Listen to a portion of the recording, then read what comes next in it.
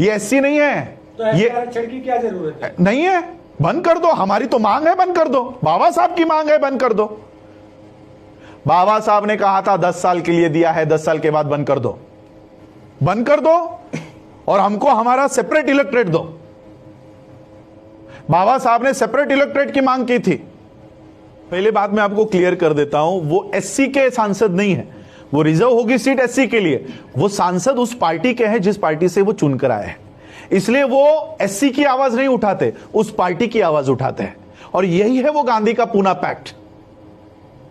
ये बाबा साहब के एससी के रिजर्वेशन से नहीं आए हैं, ये गांधी ने जो हमारे अधिकार छीन लिए ना, ये उसका नतीजा है और उसकी ये देन है जो इस तरह के एजेंट्स उसके ऊपर चले गए हैं। बाबा साहब इनको सांसद नहीं कहते, बाबा साहब इनको एजेंट कहते हैं कि ऐसे लोगों को वहां पर बिठाया दिया गया है जो आज एससी के ऊपर अत्याचार भी हो ना तो उसके ऊपर आवाज तक नहीं उठाते।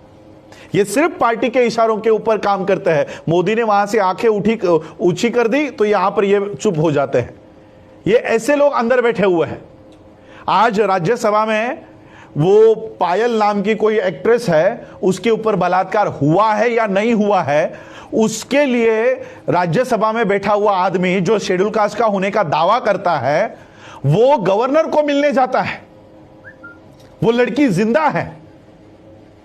आज पायल हमारी मनीषा की हत्या हो जाती है, गैंगरेप हो जाता है, उसकी बॉडी को जलाया जाता है। क्यों? इस गवर्नर को मिलने की आप में हिम्मत नहीं है?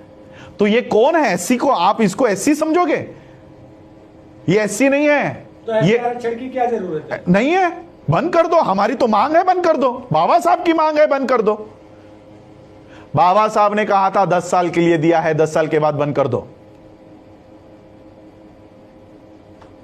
बाबा साहब ने 10 साल का पॉलिटिकल रिजर्वेशन कहा था। बाबा साहब ने कहा था ये जाने वाला, इसके पीछे मत लगो।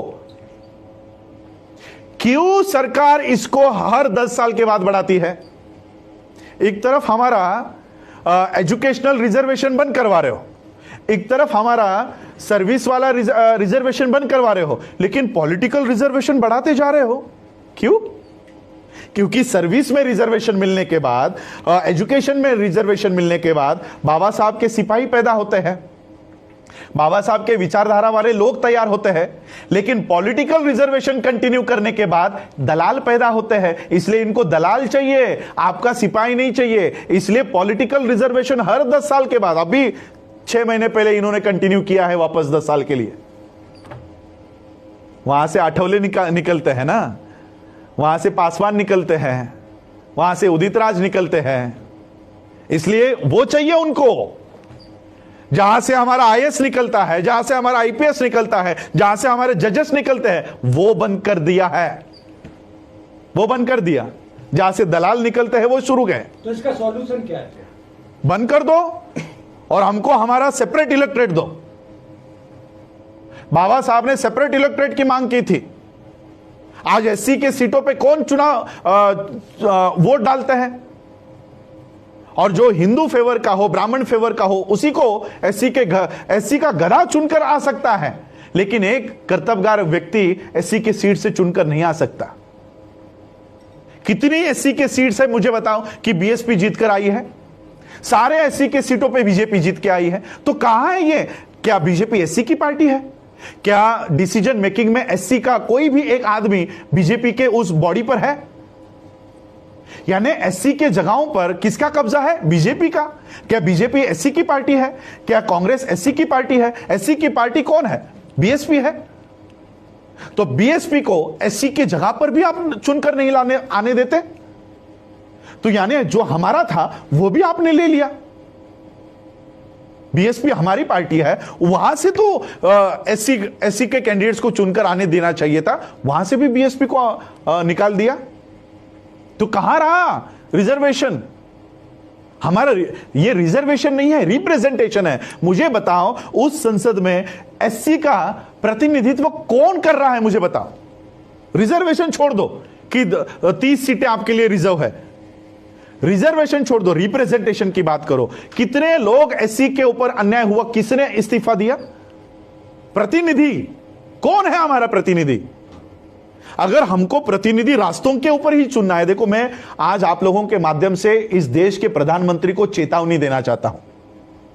मैं अपने शब्दों को पूरी तरह से होश हवास में इस्तेमाल कर रहा हूं।